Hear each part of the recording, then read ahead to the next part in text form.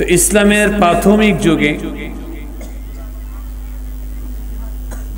যে সমস্ত মানুষ দয়াল নবীর দরবারে আসা যাওয়া করতেন, নবীর নিকটে আসা যাওয়া করতেন, ছোট্ট বয়সে আব্দুল উজ্জা তাদের সাথে আমার নবীর দরবারে আসা যাওয়া করতেন।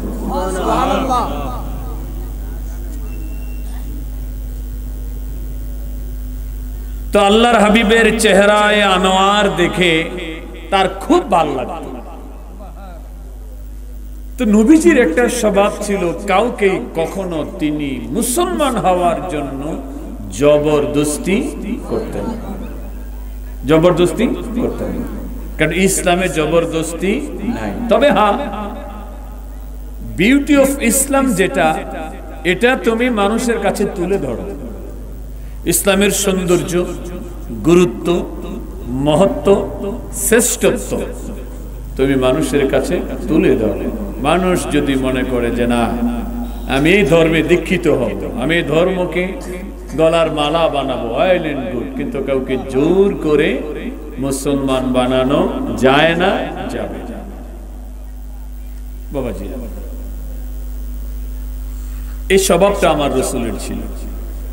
আমি দুইটা জায়গায় দেখেছি।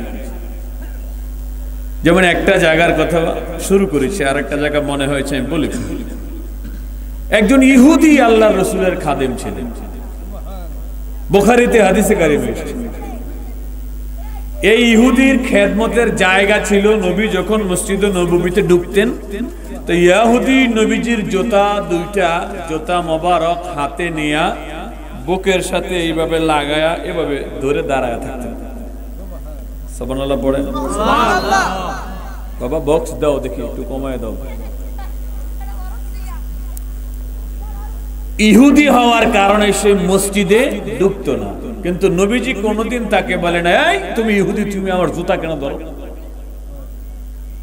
বলেন। তো ইহুদি কি করতেন, জুতার যে তলা আছে না, এই তলা সব সময় বুকের সাথে লাগায় রাখতেন। তলা লাগাইলে দুলা বালু বুকে ভরেনি। আহা, কথা কয় না, বলেনি, ভরেনি। তো এইভাবে তিনি লাগায় রাখতেন।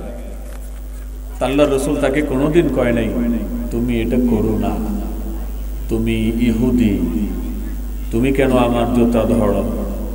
নবীজি বলতেছে ওকে ওর কাজ করতে দাও। হঠাৎ করে একদিন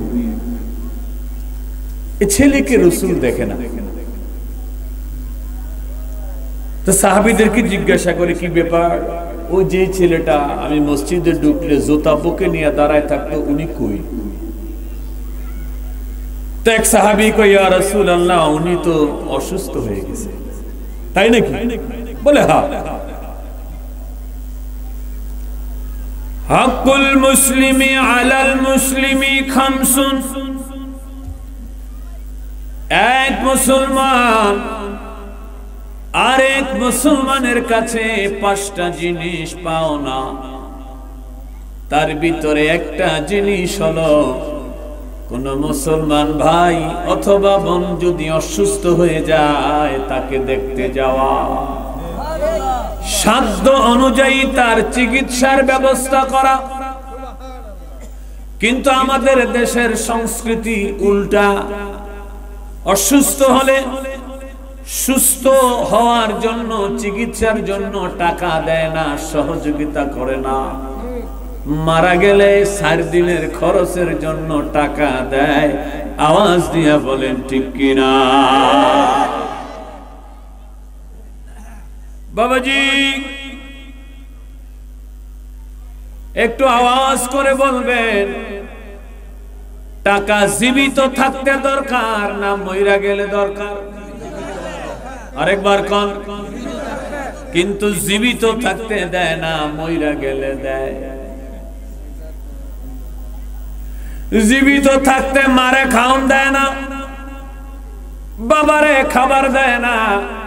মা বাবা মারা গেলে গ্রামের মানুষের দাওয়াত দিয়া খাওয়ায়।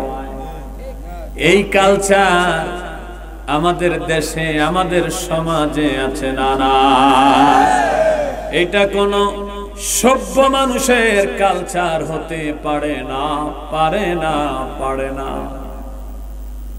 নবী শুনলেন সাহাবী যুবক ইহুদি অসুস্থ, দেখার জন্য সাহাবায়ে কারামদেরকে নিয়ে নবীজি ভিতরে প্রবেশ করলেন। ঘরের ভিতরে নবীজি প্রবেশ করার সাথে সাথে দয়াল নবীর চেহারা মোবারক মলিন হইয়া গেল। তিনি চুপ করে দাঁড়ায় রইলেন। বাবাজিরা আমার, বন্ধুরা আমার, আরবিতে একটি কথা আছে, ফিলুল হাকিমি লা ইয়াখলিকু আনিল হিকমা। প্রত্যেকটা কথার পিছে, ঘটনার পিছে কারণ আছে না নাই? বাবাজি, নবীজির চেহারা মোবারক মলিন হইয়া গেল। সাহাবায়ে কেরাম এটা লক্ষ্য করেছেন। বন্ধুরা আমার, এখন প্রশ্ন হলো, নবীর চেহারা মোবারক কেন মলিন হয়ে গেল? বাবাজিরা আমার, কিছুক্ষণ পরে নবীজি যুবকের দিকে তাকায় বলতেছে, বাবা দেরি করো না, দেরি করো না, তাড়াতাড়ি কালেমা পড়ে মুসলমান হয়ে যা। আল্লাহু আকবার বলেন, আল্লাহু আকবার। বাবাজিরা আমার, নবীজি যখন এই যুবকের ঘরের ভিতরে পা রেখেছেন, পা রাখার সাথে সাথে নবীজি ঘরের ভিতরে গিয়ে দেখেন নবী যাওয়ার আগে মালাকুল মউত গিয়ে হাজির হইয়া গেছে। এই যুবকের মাথার কাছে মালাকুল মউত দাঁড়ায় আছে, ঘড়ির দিকে তাকাইতেছে, অল্প সময় বাকি আছে, এখন তার রূহটা কবজ করব। নবীজি গিয়ে আজরাইলের উপস্থিতি টের পায়া মন খারাপ হয়ে গেছে। সাথে সাথে আল্লাহর দরবারে দরখাস্ত করেছে, আল্লাহ, এ ছেলে, এ যুবক আমার জুতা টেনেছে, আমার জুতার ধুলা তার সিনার ভিতরে লেগেছে। এই ছেলে যদি কালেমা পড়া ছাড়া মারা যায়, আমি রাসূলুল্লাহর বেইজ্জতি, আমি দয়াল নবীর বেইজ্জতি। আল্লাহ, তুমি আজরাইলকে দূরে সরায়া দাও, আমি তাকে কালেমার দাওয়াত দিব। আমার আল্লাহ কয়, দোস্ত আমার, হাবিব আমার, ও কামলিওয়ালা নবী, আমার সরাবা দরকার নাই। মালাকুল মউত, পৃথিবীর সমস্ত মানুষ মালাকুল মউতের অধীন, আর মালাকুল মউত আজরাইল আপনি নবীর অধীন। সুবহানাল্লাহ, আল্লাহু আকবার। কথা বুঝেন আপনারা? কথা বুঝেন? ইয়া রাসূলুল্লাহ, ইয়া হাবিবাল্লাহ, ইয়া রাসূলুল্লাহ, ইয়া রাসূলুল্লাহ, ইয়া রাসূলুল্লাহ, ইয়া হাবিবাল্লাহ, ইয়া রাসূলুল্লাহ, ইয়া হাবিবাল্লাহ, ইয়া রাসূলুল্লাহ, তুমি জীবন, তুমি মরণ, আধার গরে তুমি আপন, তুমি জীবন, তুমি মরণ, আধার গরে তুমি আপন, তুমি মোদের পারের তরি, বলো তুমি পারের তরি, তুমি নিদানের তরনেওয়ালা, ইয়া রাসূলুল্লাহ, ইয়া হাবিবাল্লাহ, ইয়া রাসূলুল্লাহ, ইয়া হাবিবাল্লাহ, ইয়া রাসূলুল্লাহ, তুমি মোদের আশার আলো, তাই তো তোমায় বাসি ভালো, তুমি মোদের আশার আলো, তাই তো তোমায় বাসি ভালো, হৃদয় নামের ফুলদানিতে গয়না ফুলদানিতে তুলে রেখেছি প্রেমেরি মালা ইয়া রাসূলুল্লাহ ইয়া হাবিবাল্লাহ ইয়া রাসূলুল্লাহ ইয়া হাবিবাল্লাহ ইয়া রাসূলুল্লাহ বলেন না মারহাবা আর একটু জোরে বলেন ইয়া রাসূলুল্লাহ বাবাজি সঙ্গে সঙ্গে নবীজি আল্লাহর দরবারে হাত তুলল আল্লাহ যেই ছেলে আমার জুতা তার বুকে লাগিয়েছে আমার জুতা যার বুকে উঠেছে ওই ছেলে বিনা কালেমায় মারা যাব এটা আমি রাসূল সহ্য করব না তুমি আজরাইলকে সরাও আমি তাকে কালেমার দাওয়াত দিব আল্লাহ কয় দোস্ত গো আমার আজরাইলকে সরার দরকার নাই আপনি আজরাইলকে যাহা বলবেন আজরাইল তাহাই শুনবে আমরা আজরাইলকে যাহা বলি তাহা শুনেনি শুনবেনি নবী কইলে শুনেনি তাইলে আমি আর নবী এক নি এই কথা কয় না এক নি আজরাইল আয়েশা নবীর অনুমতির জন্য আদবে দাঁড়ায় থাকে আমাদেরকে আব্বা আম্মা ছেলে মেয়ে আত্মীয় স্বজনের কাছ থেকে নিয়ে যায় আমাদের কোনো কথা শোনে না তারপর অসভ্য মার্কা লোক কয় নবী বলে আমার মতো আরেকবার কর না আমার মতো নবী হইলে ওরে নবীর মতন আমি তাইলে আমার মতন নবী হইলে নবীর মতন আমি তাইলে নবীর সনে শিরিক করলে আল্লাহ জিনাশয় আমার মতন মানুষ নবী কাফেরেরা কয় আমার মতন মানুষ নবী কাফেরে নবী যে মোর নূরের নবী নবী নূরের নবী আমার মতন আমার মতন কাফেরেরা কয় আমার মতন কাফেরেরা কয় বলেন না ইয়া রাসূলুল্লাহ বাবাজি নবী আমার ডেকে বলে মালাকুল মউত তুমি দূরে যাও তুমি দূরে যাও আমি একে কালেমার দাওয়াত দিব যতক্ষণ পর্যন্ত আমি দাওয়াত দিব ততক্ষণ তুমি ডিস্টার্ব করবা না মালাকুল মউত আজরাইল কয় নবী গো কোনো সমস্যা নাই আমি দূরে দাঁড়ায় রইলাম আপনার কাজ শেষ হওয়ার পরে আপনি যখন আমারে অনুমতি দিবেন আমি আমার কাজ শুরু করব আল্লাহু আকবার আজরাইল দূরে গিয়া দাঁড়ায় রইল নবীজি বলে বাবা দেরি করো না তাড়াতাড়ি কালেমা শরীফটা পড়ো তাড়াতাড়ি কালেমা পড়ো বুখারী শরীফের ভিতরে এসেছে ওই সময় যুবকের বাবা যুবকের কাছে দাঁড়ায় ছিল বাবা ইহুদি মা ইহুদি ছেলে ইহুদি পার্থক্য শুধু ছেলে নবীকে মহব্বত করত নবীর জুতা বুকের সঙ্গে লাগায়া দাঁড়ায়া থাকতো এবার নবীজি বারবার বলে বাবা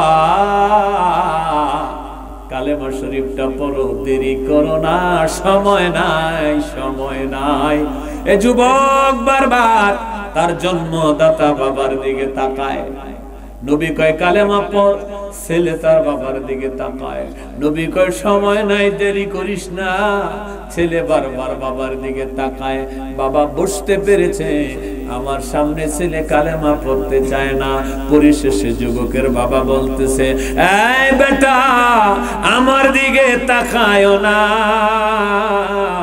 আবুল কাসেমের দিকে তাকাও, কাসেমের বাবার দিকে তাকাও।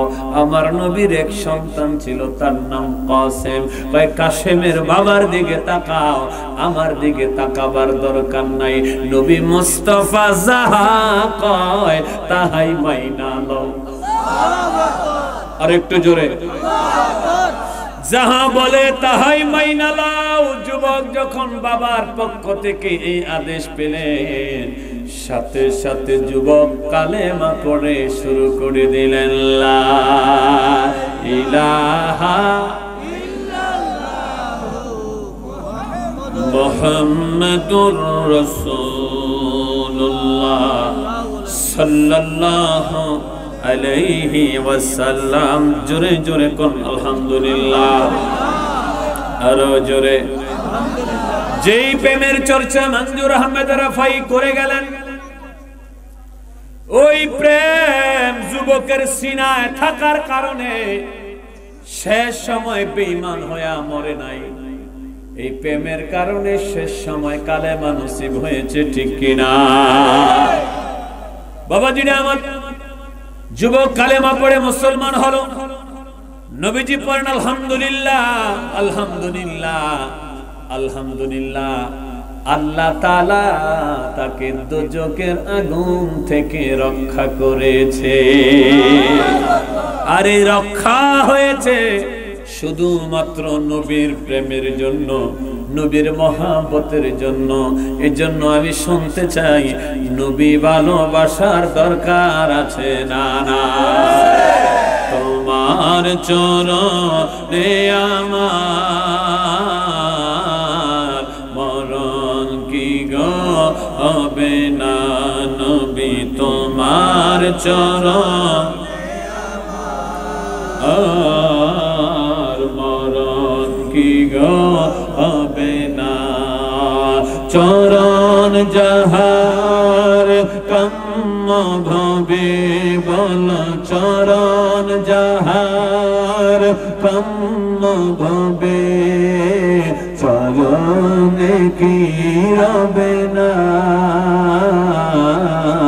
মরণ কি গো হবে না। তোমার চরণ আর মরণ কি গো হবে।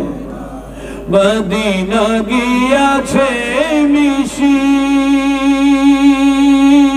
সকল ক্ষণে অহর নিশি, মদিনা গিয়াছে মিশি সকল ক্ষণে অহর নিশি। তোমারি মদিনা ছাড়া জীবন তো আর বাঁচে না, তোমারি মদিনা ছাড়া জীবন তো আর বাঁচে না। তোমার চরণে আমার মরণ কি গো হবে না, বলো তোমার চরণে আমার মরণ কি গো হবে না। চরণ যাহার কাম্য ভবে, বলো চরণ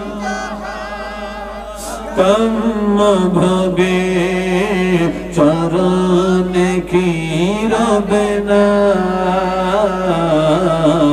মরণ কি গো হবে না, মরণ কি গো হবে।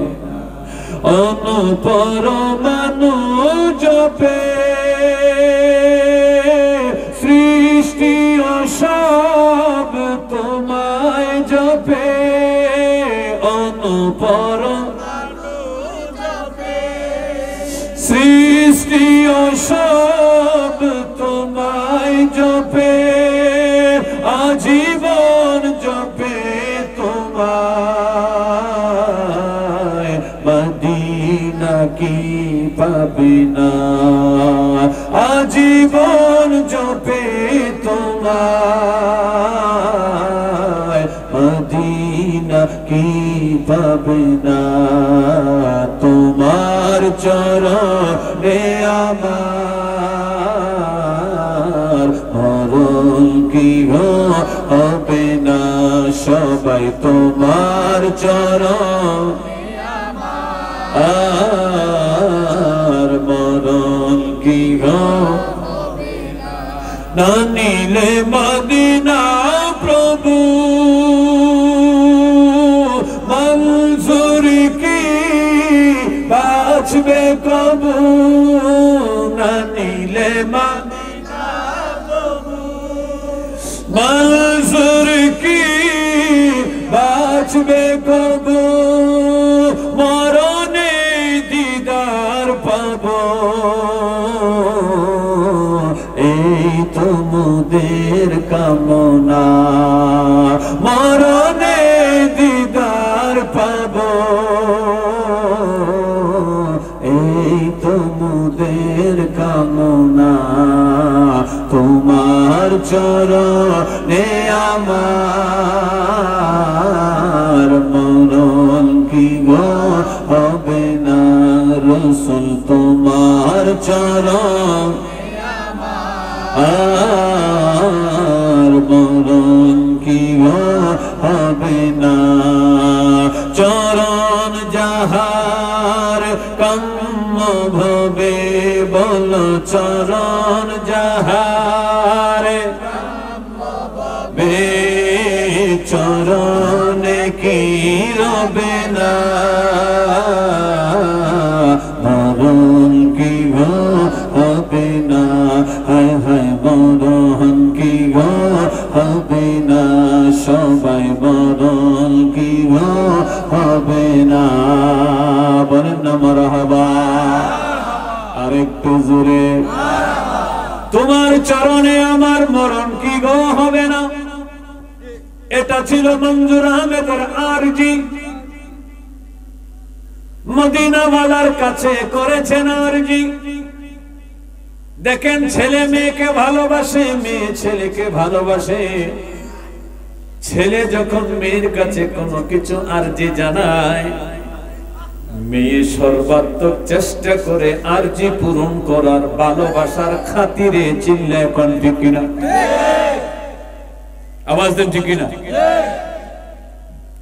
আশেপাশে যদি মাইক থাকে না একটা তুমি আমার দিকে একটু ঘুরাই দাও গিয়ে ঠিক আছে আশেপাশে দেখো কোন মাইকটা আছে একটা একদম আমার বরাবর ঘুরাই দেবো আমি খুব বিপদে আছি কোনো রেসপন্স পাচ্ছি না মাইক থেকে যাই হোক ক্ষমা সুন্দর দৃষ্টিতে দেখবে এটা তারও একটা ব্যবসা এজন্য আমি কিছু বলছি না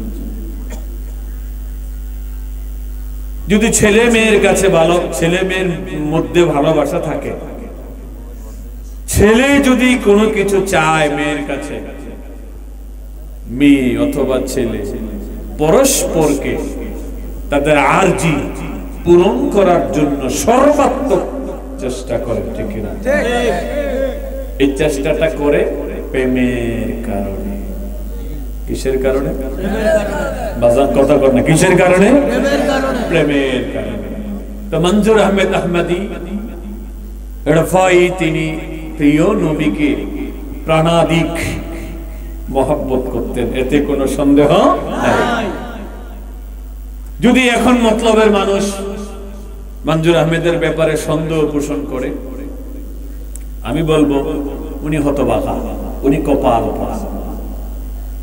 যার জায়গা রাসূলুল্লাহর কদমে মানে হয়েছে নবী পরিবারের মানুষ যেখানে ঘুমায় মঞ্জুর আহমেদ সেখানে ঘুমায় এরপরে যদি ওনার ব্যাপারে মতলববাসী চাঁদপুরবাসীর হৃদয়ে কোনো কিলু কাল থাকে আপনি বুঝে নেবেন আপনার কপাল পুড়ে গেছে এইটা আর বালা হওয়ার সম্ভাবনা নাই আপনারা যারা সমালোচনা করেন আপনারা যারা ভিন্ন মত পোষণ করেন আপনার দলের একজনরে বার করে দেন না যে মদিনায় ঘুমায়। আপনার দলের একজন বার করেন, আমরা দেখি, বার করেন একজন, বর্ণনা দেন তার।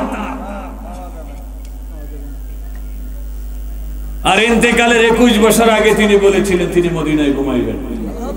আরে মারহাবা কোন মিয়া, আমরা বার করেন না একজন। মনজুর মন উচাটন সদা চায় হাবিবি চরণ। মনজুর মন উচাটন সদা চায় হাবিবি চরণ। মদিনায় দিয়ে মরণ প্রেমেরি চাদরে দেখো। মারহাবা কর, মারহাবা। দেখেন নুওয়াল্লিহি মা তাওয়াল্লা, মন থেকে মানুষ যাহা চায় আল্লাহ তাকে তাহাই দেন। এমন একটা খেলা খেলছে মঞ্জুর আহমেদ রফাই। আপনি যদি মন থেকে মুর্শিদের দিদার চান, মুর্শিদের সান্নিধ্য চান, মুর্শিদের রওজা জিয়ারত করতে চান, মুর্শিদকেও পাইবেন, মদিনাওয়ালাকেও পাইবেন। আওয়াজ দেন ঠিক কিনা? যদি কোনো ভক্ত মুরিদান চিন্তা করে আমি আমার মুর্শিদের রওজা জিয়ারত করব, মাজার জিয়ারত করব, তাহলে তাকে যেতে হবে কই? আরে কথা কোন না কই? তাইলে একদিকে মুর্শিদও পাবে, আরেকদিকে নবীও পাবে। মারহাবা কর, আরেকবার কর। শুরুতে আমি এই কথাটাই বলছিলাম যে হুজুর কেবলার কথা মনে হলেই এখন আপনার মন মদিনা চলে যাবে, তার কারণ তিনি আছেন কই? মদিনা। এমন মুর্শিদ পাওয়া ভাগ্যের ব্যাপার, ভাগ্যের ব্যাপার। আজকে যাদের এসএ আর এস সিএস ডিএস কিচ্ছু নাই, মানুষ হ্যাগোসে দৌড়ায়, আছে নি? আছে না?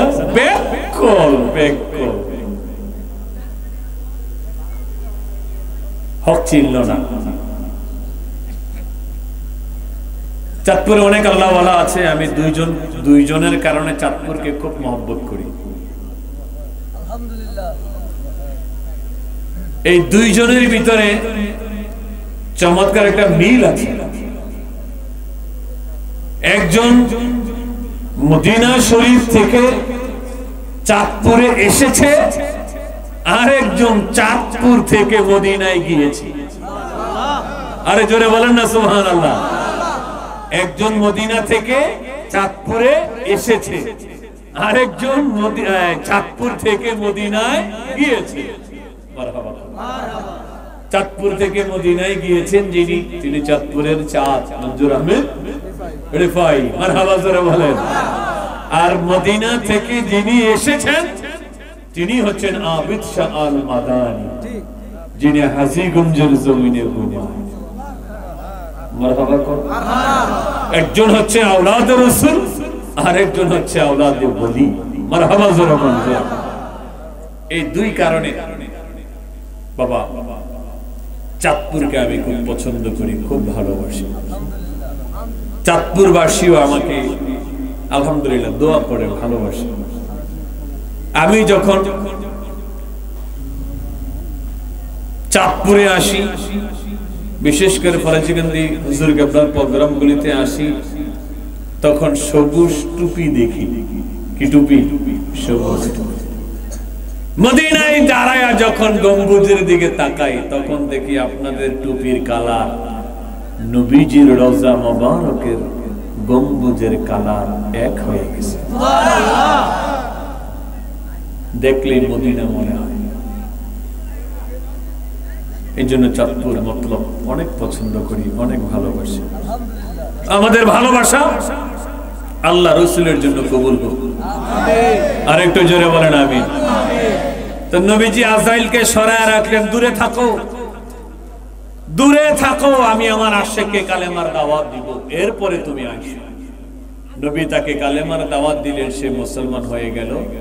নবীজি সাহাবায়ে কেরামদেরকে নিয়ে গড় থেকে বের হওয়ার সময় বলতে শুরু করলেন যে আল্লাহ পাক তাকে জাহান্নামের আগুন থেকে আজকে বাঁচাইয়া দিয়েছে। জোরে বলেন, বাঁচাইলেন কে? নবী। কে বাঁচাইছেন? নবীজি। নবীর উসিলায় বাঁচিয়েছেন কে? আল্লাহ। নবী ঘর থেকে বের হওয়ার সময় আপনারা ইশারা দিলেন, আজরাইল তুমি তোমার কাম করো। নবীজি মসজিদে নববীতে আসার সাথে সাথে খবর শুনলেন যুবক পৃথিবী থেকে বিদায় নিয়েছেন। ইন্না লিল্লাহি ওয়া ইন্না ইলাইহি রাজিউন। দয়াল নবী নিজে তার জানাজার নামাজ পড়ালেন। কবরস্থর কাজে দয়াল নবী নিজে অংশগ্রহণ করলেন। সুবহানাল্লাহ। বাবাজি আব্দুল উজ্জার কথা বলতেছিলাম। নবীর দরবারে আসা যাওয়া করতে লাগলেন। আসতে যাইতে নবীকে দেখতে শুনতে দয়াল নবীর মহব্বত তার সিনার ভিতরে পয়দা হয়ে গেল। আল্লাহর নাম। বাবাজি একটা সময় আব্দুল উজ্জা দয়াল নবীর কদমে গিয়া কালেমা পড়ে মুসলমান হয়ে গেলেন। সাংসারিক সব কথা নবীকে জানালেন। নবীজি বলেছে ওকে সমস্যা নাই, তুমি মুসলমান যে হয়েছো প্রাথমিকভাবে এইটা কাউকে বলো না, নিজের ভিতরে গোপন রাখো আর গোপনে গোপনে মালিকের ইবাদত করো। বাবাজিরা আমার, ওই বালকের বাবা ছিল না, চাচার কাছে সে লালিত পালিত হতো। চাচা ছিল ইন্টারন্যাশনাল অসভ্য, আবু জাহেলের কাতারের লোক। নবীর কাছে গিয়া কয়, নবী গো, আমি যে আপনার মহব্বত করি, আমি যে আপনার কালেমার মালা গলায় পরেছি, চাচা যদি একবার জানে গো নবী আমাকে জানে মেরে ফেলবে। নবী কয় ওকে সমস্যা নাই, এখন তুমি কিছু বলো না, সময় আসবে, ধৈর্য ধরো, ধৈর্য ধরো। বিপদে পড়ে ধৈর্য ধরলে রাস্তা খুলে দেয় কে? আল্লাহ। আরেকবার কোন? আল্লাহ। এজন্য ধৈর্য ধরার দরকার আছে না নাই? দেয় বাবাজি। অনেকটা দিন চলে গেল, নবীজি হিজরত করে মদিনায় চলে গেলেন। মুসলমানদের উপরে নির্যাতন আরো বেড়ে গেল। আব্দুল উজ্জা বলে, না এখনো সময় আসে নাই, কালেমা যে পড়েছি এইটা প্রকাশ করা। এরপরে নবীজি যখন 10,000 সাহাবী নিয়ে মক্কা বিজয় করলেন, মারহাবা কোন? মক্কা যখন বিজয় হয়ে গেল, দয়াল নবীজির হাতে গোটা মক্কা নগরীর পাওয়ার চলে আসলো। দেখেন কত চমৎকার কথা। নবীর হাতে যখন পাওয়ার আসলো, মক্কাবাসী শঙ্কিত, আতঙ্কিত, ভয় পাচ্ছে। কেন? মুহাম্মদের সঙ্গে আমরা তো ভালো আচরণ করি নাই, জন্মভূমি ছেড়ে মুহাম্মদকে আমরা মদিনায় চলে যেতে বাধ্য করেছি। এমন কোন অত্যাচার নাই যে অত্যাচার নবীর সঙ্গে করা হয় নাই। আজকে যখন ক্ষমতা আমার নবীর হাতে, তাদের ভিতরে আতঙ্ক দেখা দিল, ভয়ে কেউ নবীর কাছে আসে না। নবীর ডান দিকে দেখলে বাম দিকে চলে যায়, ভয়ে ঘর থেকে বের হয় না। দয়াল নবী বুঝতে পেরেছে, মক্কাবাসী মনে মনে চিন্তা করতেছে, আমি বুঝি প্রতিশোধ নেব, আমি বুঝি পাল্টা আঘাত করব। তারা তো জানে না প্রতিশোধ নেওয়ার জন্য আমি নবী আসি না। আল্লাহু আকবার বলেন, আরো জোরে বলেন। বাবাজিরা আমার, কিন্তু আমাদের ভিতরে প্রতিশোধের আগুন প্রতিনিয়ত দাউ দাউ করে জ্বলে কি জ্বলে না? এই জ্বলে কি জ্বলে না? কিন্তু এটা নবীর আদর্শ না, এটা নবীর চরিত্র না, নবীর চরিত্র না। নবীজি ফজর নামাজ পড়ে মক্কা নগরীতে হাঁটাহাঁটি করতেছে আর আয়াতে কারিমা পড়তেছে কুল জাআল হাক্কু ওয়া যাহাকাল বাতিল ইন্নাল বাতিলা কানা যাহুকা। আমার নবীজি 10 বছর পরে মক্কা এসে মক্কা নগরী দেখতেছে, দেখে একজন বৃদ্ধা মহিলা একটা গাঠুরি বড় একটা বোঝা মাথায় লইয়া, বুড়ি হাঁটতে পারে না, বড় কষ্টে পথ চলতেছে।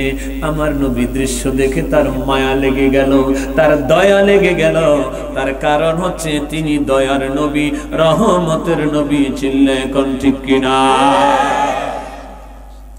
বাবাজিরা আমার, বন্ধুরা আমার, নবী রহমাতাল লিল আলামিন, রহমাতাল লিল আলামিন বুড়িকে দেখে তার মায়া হলো। নবীজির সামনে গিয়া দাঁড়ায়া জানতে চায়, বুড়িমা এত বড় গাঠুরি বহন করে তুমি কোথায় যাও? আমি দেখতেছি তোমার যে ফিজিক্যাল কন্ডিশন, এই গাঠুরি নিয়ে বেশি দূর তুমি যেতে পারবে না, গাঠুরির নিচে পড়ে তুমি মারা যাবে। কোথায় যাও এত গাঠুরি মাথায় নিয়া? বুড়ি কয়, যুবক তুমি কি নতুন এই এলাকায় এসেছো? বলে কেন? কয় তুমি কি জানো না আব্দুল্লাহর পোলা মুহাম্মদ 10,000 সৈন্য লইয়া মক্কা নগরী আক্রমণ করেছে। আব্দুল্লাহর পোলা মুহাম্মদের ভয়ে আমি মক্কা নগরী ছেড়ে পাহাড়ের গুহায় যাচ্ছি, সেখানে গিয়া আশ্রয় নিব। নবীজি বিস্মিত হয়ে গেলেন, অবাক হয়ে জিজ্ঞাসা করে, বুড়িমা যে আব্দুল্লাহর পোলা মুহাম্মদের ভয়ে তুমি মক্কা নগরী ছেড়ে চলে যাচ্ছ পাহাড়ের গুহায়, কোনদিন আব্দুল্লাহর পোলা মুহাম্মদরে তুমি দেখছনি? বুড়ি বলে, আমি তার চেহারা দেখবনি, আমি তার চেহারা দেখতাম না। আল্লাহ যেন তার চেহারা আমারে না দেখায়। এটা কার সামনে কয়? আরে কথা কর না, কার সামনে কয়? কয় আল্লাহ যেন তার চেহারা আমারে না দেখায়। আমাদের মতো যুবক হইলে বুড়ি রেহানি কোনি শুরু করলো, ঠিক কিনা? আমার নবীর ধৈর্যের অবস্থাটা দেখেন। আমার নবী কয়, বুড়িমা মুহাম্মদের চেহারা তোমার দেখার দরকার নাই, তুমি তারে দেখো না। আবার লাল্লিকা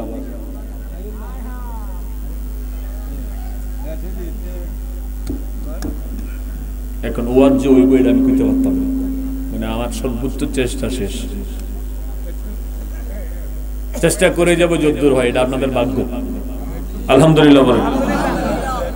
কি বলতেছিলাম? আমার চেহারা তোমার দেখার দরকার নেই, খালি একবার বলো। আওয়াজ নেই।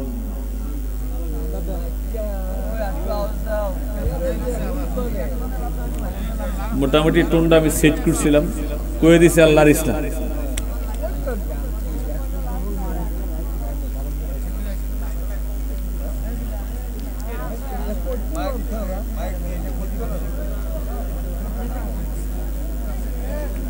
মাহফিলে দুটা জিনিস আপোষ নেই, একটা হলো বক্তা, একটা মাইক। বর জায়গা না থাকলে মানুষ খারি আওয়াজ হয়, কিন্তু মাইক ডিস্টার্ব হয়ে যায়। বাবা ঠিক করছো?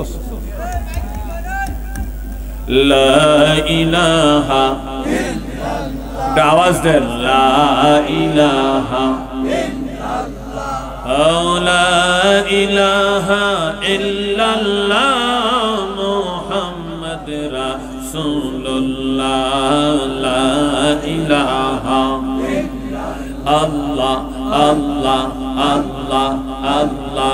পুরে পুরে হলাম কালা, কিভাবে সই জালা আমরা, কিভাবে সই জালা। তুমি কি বোঝো না আমরার অন্তরের জালা, মুর্শিদ তুমি কি বোঝো না আমরার অন্তরের জালা। আল্লাহ জবান খুলে আল্লাহ, একই সাথে আল্লাহ আল্লাহ। আমায় জালাও আমায় ফুরাও, তবু তোমার গোলাম বানাও। আমায় জালাও আমায় ফুরাও, তবু তোমার গোলাম বানাও। আসল প্রেমের প্রেমিক বানাও, খুলো প্রেমের তালা, হায় হায় খুলো প্রেমের তালা। তুমি এই বুঝো না আমরার অন্তরের জ্বালা, মঞ্জুর তুমি এই বুঝো না আমরার অন্তরের জ্বালা। মশলা আল্লাহ জোরে জোরে আল্লাহ, জোরে জোরে আল্লাহ আল্লাহ আল্লাহ। পুরে পুরে হলাম কালা, কিভাবে সই জালা আমরা, কিভাবে সই জালা। তুমি কি বোঝো না আমরার অন্তরের জ্বালা। আল্লাহ আল্লাহ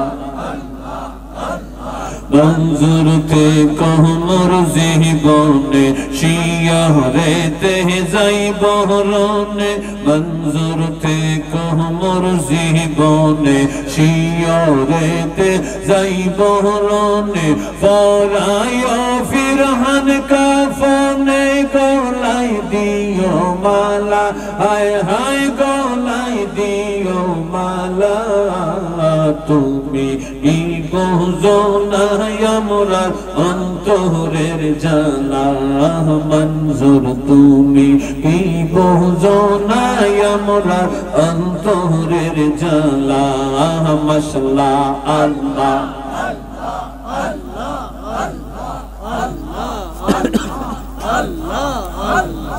আল্লাহ আল্লাহ আল্লাহ আল্লাহ। লা ইলাহা ইল্লাল্লাহ মুহাম্মাদুর রাসূলুল্লাহ সাল্লাল্লাহু আলাইহি ওয়াসাল্লাম। বাবাজিরা আমার, বুড়ি বলে আমি মুহাম্মদের চেহারা দেখতে চাই না। নবী বলে দেখারও দরকার নাই। বুড়ি ভাই একবার বলো তুমি কোথায় যাবে, আমি তোমার গাঠুরি তোমার গন্তব্যে পৌঁছে দেব। বুড়ি মনে মনে কয় অনেকদিন যাবত মক্কা নগরীতে জীবনটা কাটায়া দিলাম, কিশোর বয়স থেকে এখন আমি বৃদ্ধা। মক্কা নগরীতে এমন যুবক তো কোনোদিন দেখি নাই যে ইচ্ছা করে বুড়ির বোঝা বহন করতে চায় না, অন্য কোনো মতলব আছে। এবার বুড়ি কয় যুবক আমি বসতে পেরেছি, তোমার পকেটে টাকা নাই, তুমি আমার গাঠুরি বহন করে পয়সা চাইবে। আমার নবী বলে বুড়ি মা এক পয়সা আমাকে দিতে হবে না, এক পয়সা আমি তোমার কাছে চাই না, খালি একবার বলো তুমি কোথায় যাবে। এবার বুড়ি বলে আমি গুহায় গিয়ে আশ্রয় নিব। নবী বলে তোমার গাঠুরি আমার মাথায় উঠায়া দাও, আমি গন্তব্যে পৌঁছে দিব।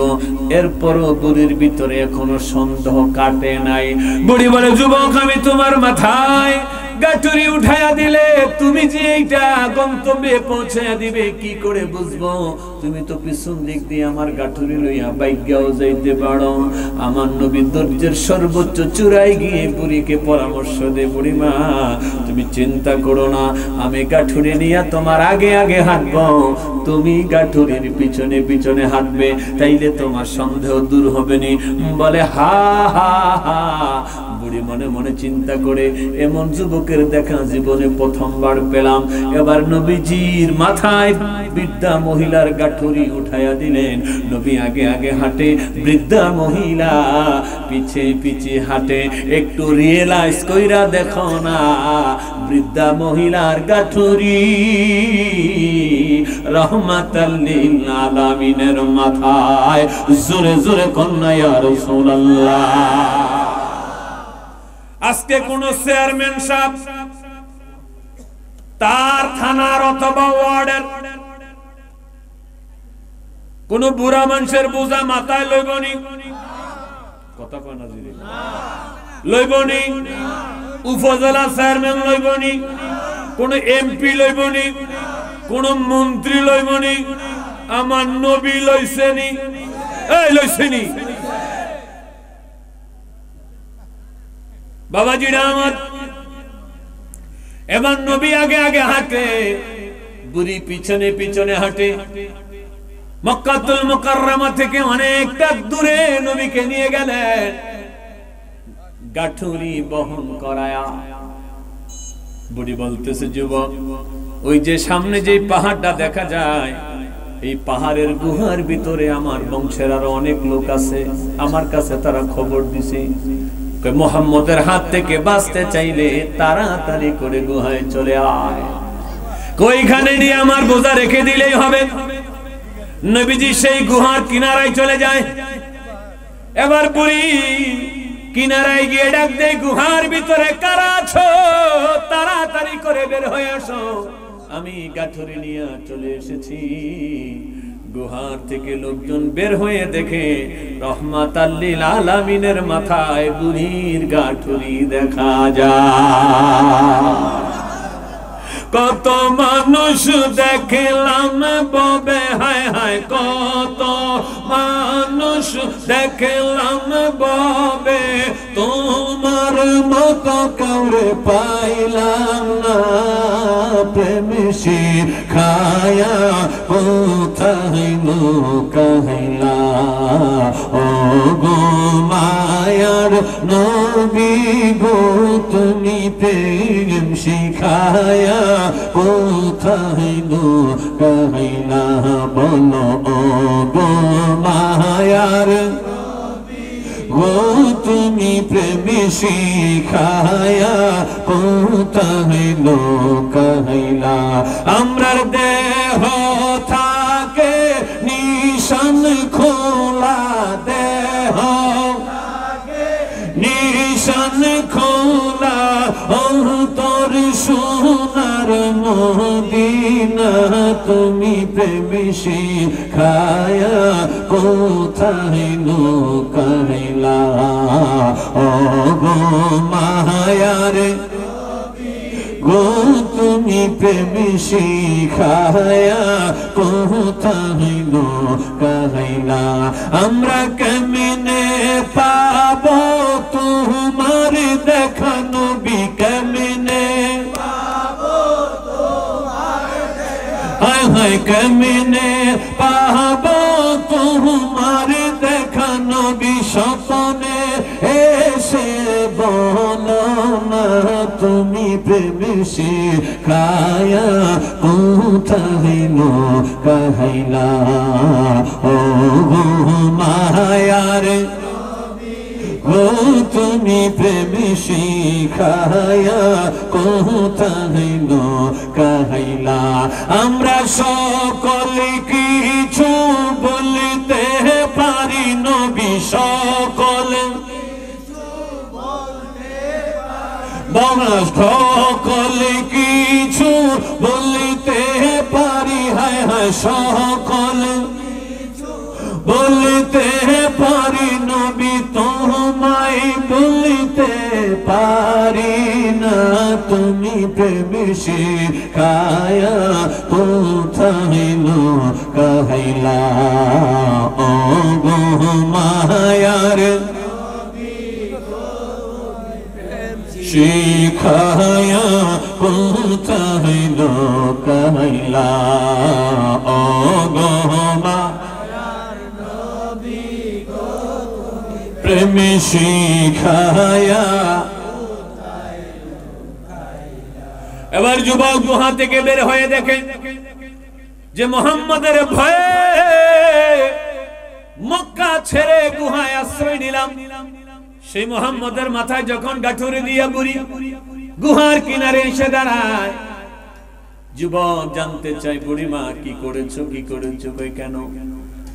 কই যে মুহাম্মদের ভয়ে আমরা গুহায় এসেছি, তোমাকে আসার জন্য আমরা খবর পাঠাইছি। সে মুহাম্মদের মাথায় গাঠুরি দিয়া কোন সাহসে গুহার কিনারায় এসে দাঁড়াইলা?